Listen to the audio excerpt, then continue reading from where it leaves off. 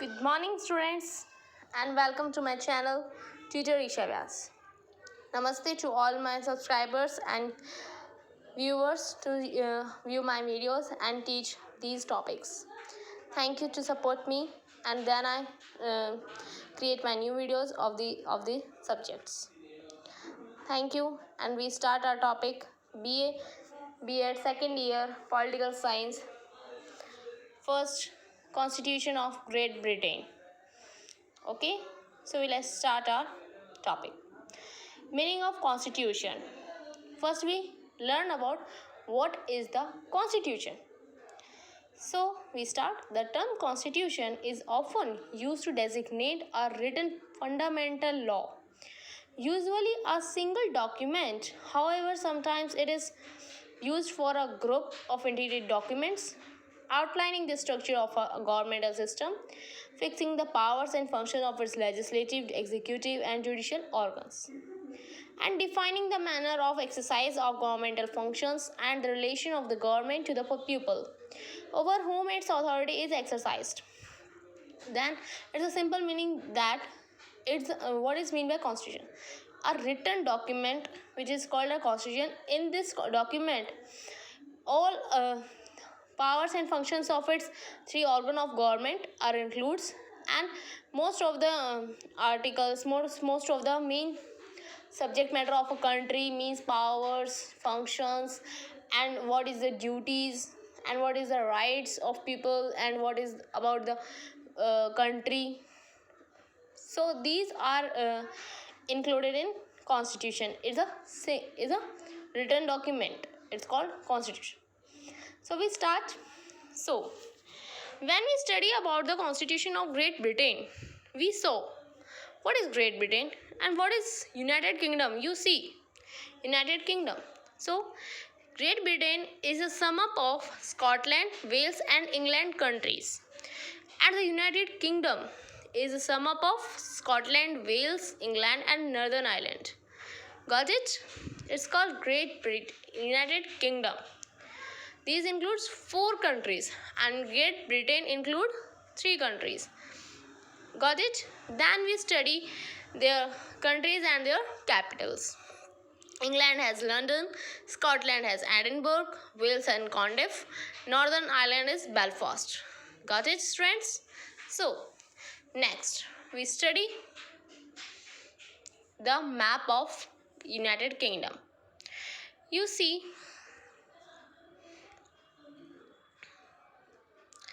this is Northern Ireland, this is Scotland, and this is England, and this is Wales.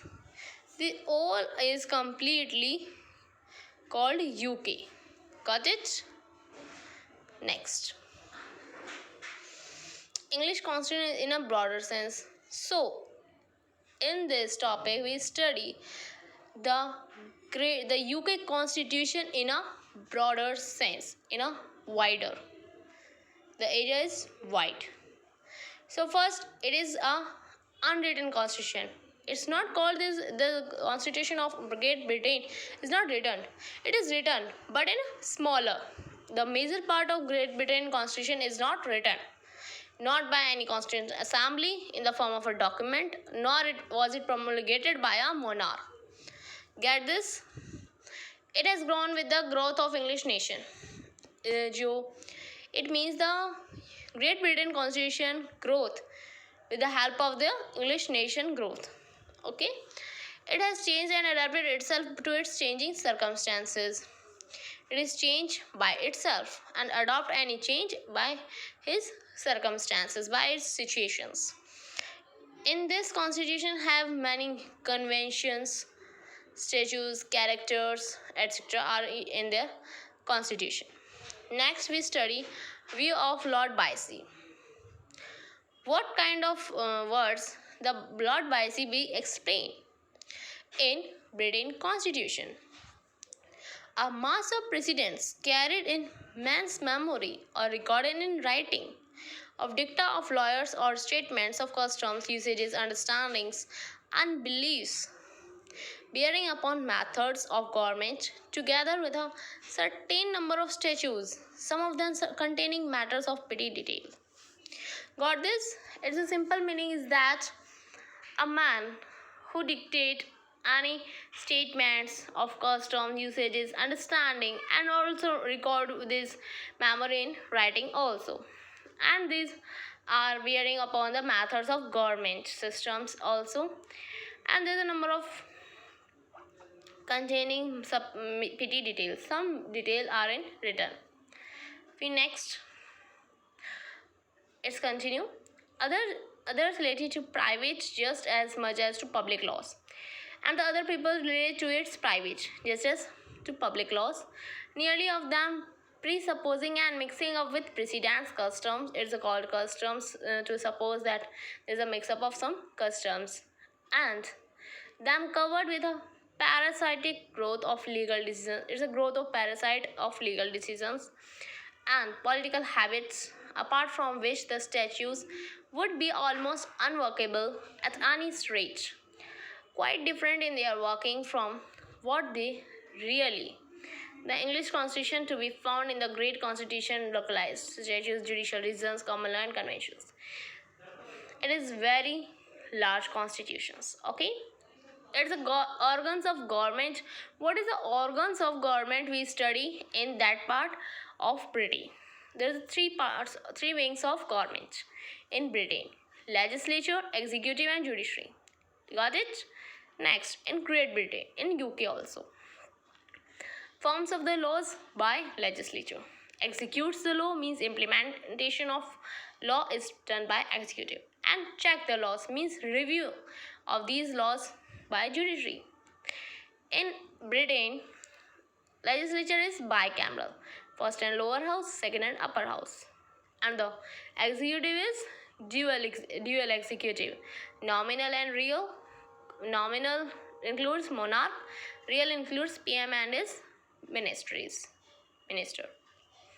Okay students, we next. Basic features of British Constitution is our first topic is basic features of British Constitution. It's also called features of UK Constitutions. Got it? Next. First is parliamentary constitution. In Britain, government adopt parliamentary constitution. Britain was the first country who adopted the parliamentary government system. In this, the Britain is the first country to opt the parliamentary government. Is a subtitle sub features of parliamentary constitution. First, dual executive. We study nominal and real. Nominal is monarch, real is PM and is cabinet. Next, what is mean by nominal executive and what is mean by real executive? So we start. First, nominal executive. Constitution gives all the power to the nominal executive, but themselves do not have the freedom to use these powers. In these lines, we describe about that means the Constitution give all the power to the nominal executive. And who is the nominal executive? Monarch. Constitution give all the power to the monarch, but themselves do not the freedom. But the Constitution do not have the freedom to use these powers to the monarch. It's very simple. Next, real executive. The executive which really exercise or use the power of nominal executive. It is very simple. Then real executive includes that the executive which really exercise, which executive powers जो really exercise जो use होती हैं वो कौन whose use these powers? Real executive. And real executive who? PM and his cabinet. And which type of power? Nominal executive means monarch power is really exercised by the PM and his cabinet.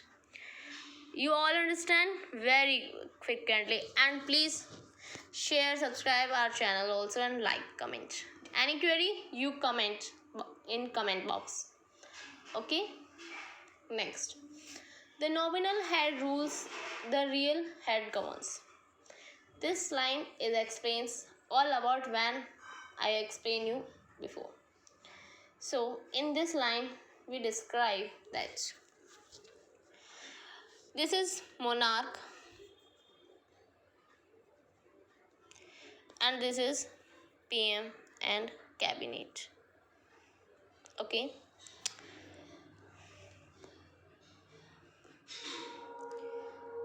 monarch power is used by PM and cabinet. Got it? These lines explain this point. Okay. Next, executive should responsible to the legislature. It is clearly said that when the executive should be responsible to the legislature. So first we recognize that what should be included in executive and what should be included in legislature. Okay, first in executive includes monarch, PM and council of ministers. These three are included in executive. Second thing, we include monarch, house of people, house of lords. It's also called first and lower house, second and upper house. So who is responsible? So we let's some example. So we see that monarch, they both are in there. So this is cut. They both are not responsible. So this and this, they both. So we explain that PM and his ministry is responsible to the first and lower house, means house of people is responsible. Okay, you got it? So in the next line, so PM and his ministry should be responsible to the first and lower house of the legislature. Clear? Next, uncertainty tenure of executive, real executive because of collective responsibility. When the faith of government is destroyed by PM or its council of ministers, then it is to be dissolved by monarch at any time. It should be before the tenure and after the tenure. It should be before the tenure, obviously. So the executive tenure is not uncertain. It's uncertain, not certain. Okay. Next, political homogeneity. And what is mean by political homogeneity? In parliamentary government system, the prime minister is from this clear majority party. All minister belongs to the same party. It is very simple. When the PM is when the prime minister is from which party? Majority party. So his ministry, which belongs to the same party, majority party, it's same. Okay. Next, collective responsibility. It means all the ministers can live in office only as long as they enjoy confidence and pleasure of Labour House of Parliament.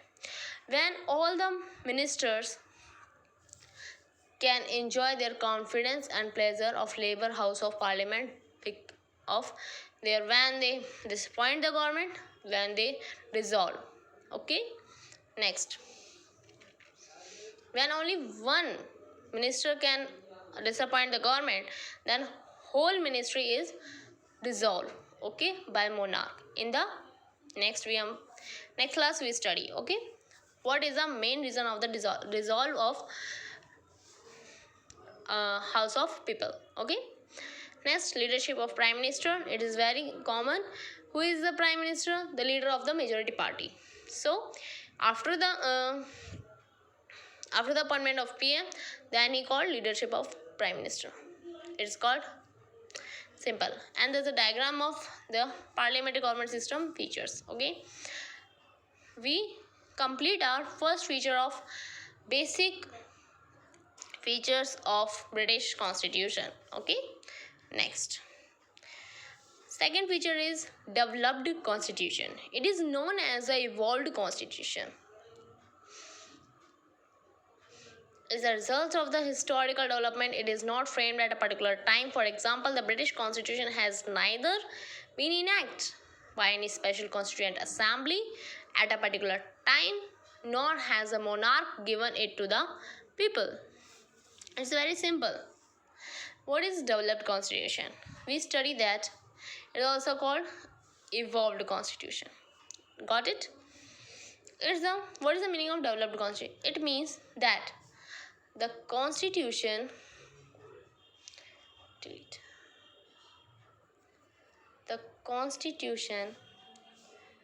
is not be framed at a particular time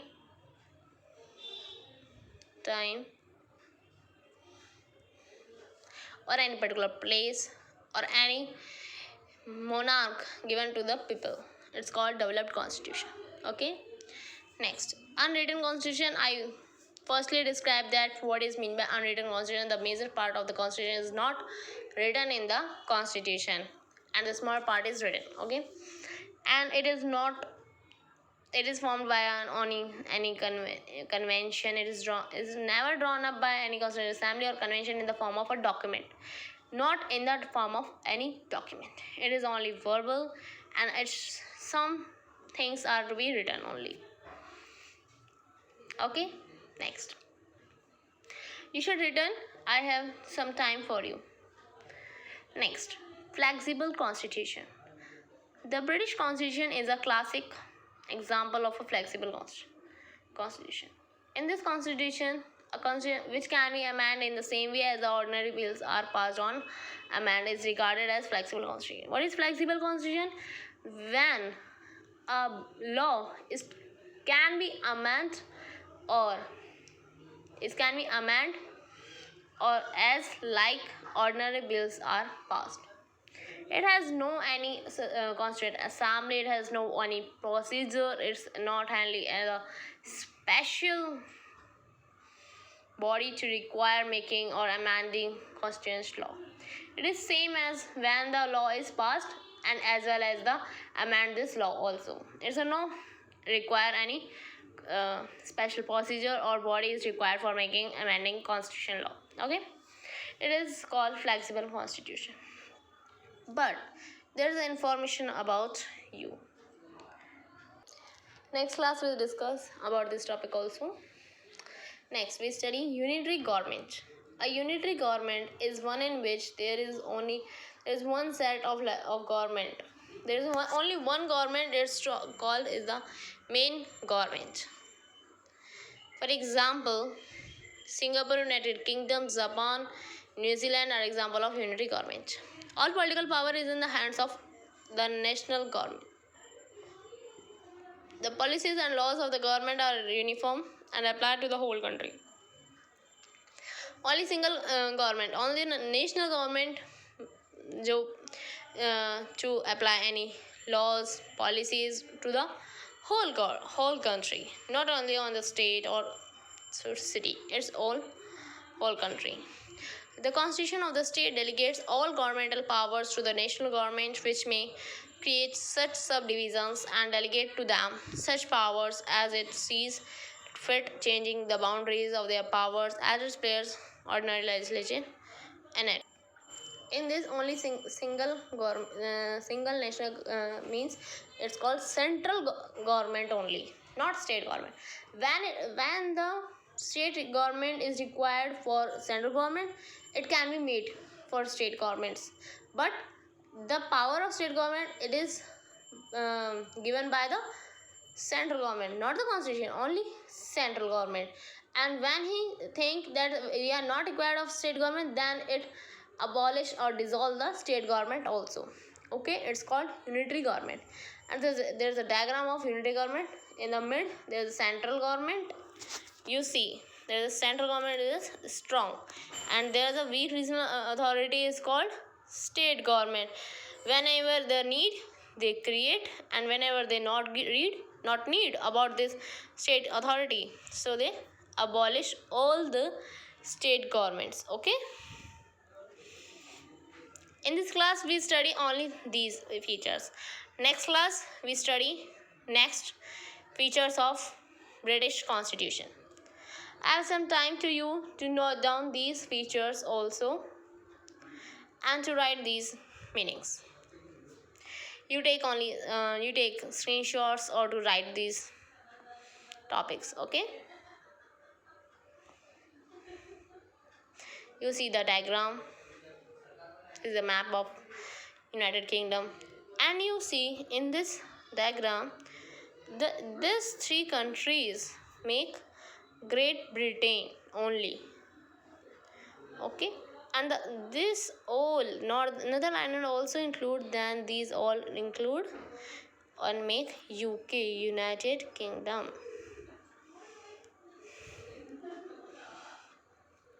Next, next, next, next. You have any query in these features, you comment in the comment box and ask me any queries about these features. You do not take any stress. You freely ask me the questions of these features. I should take your answer also. This topic is very, very simple.